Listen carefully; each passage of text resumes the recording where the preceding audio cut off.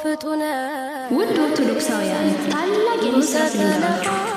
የሰማዕቱ የቅዱስ ጊዮርጊስ ገድል ፍጹም በሆነ የኪነ ጥበብ ብቃት የምንማርበት በእውነት በመንፈስና በታሪክ ድንቅ አምባ ላይ የተመሰረተ ልዩ ሥራ ተርቢኖስ።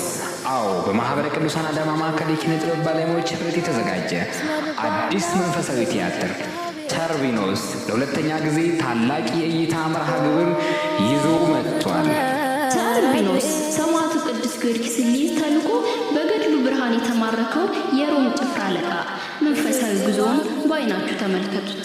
የዚህ ድንቅ ሥራ ድርሰት ከደረጀ ካሳ፣ ቴክኒካል ጸሐፊና ዝግጅት ደግሞ ከሰለሞን ንጉሴ ሶል ግሬስ በታላቅ ባለሙያዎች የተሠራ ድንቅ መንፈሳዊ ቲያትር ቀጠሮ የሰማዕቱን መንፈሳዊ ዕውቀት ከፍ ከሚያደርገው ከተርቢኖስ ጋር ይሁን። ቀኑ እሁድ ጥቅምት 23 2018 ዓ.ም ሰዓቱ ከ7 ሰዓት ጀምሮ በናዝሬት ደብረ አሚን አቡነ ተክለ ሃይማኖት ቤተ ክርስቲያን ሰንበት ትምህርት አዳራሽ። በመድረክ ላይ ደግሞ አዲስ አቢቲ፣ ዮሐንስ ከበደ፣ ሚላክ ደመላሽ፣ ቶማስ ዘሪሁን፣ ጽዮን ባህሩ፣ ረድኤት ተፈራ፣ ዳዊት አባይነህ፣ ዲያቆን ያሬድ ተረፈ፣ ወንዶሰን አብርሃምና ሌሎች ታላላቅ ተዋናያን ያካትታል።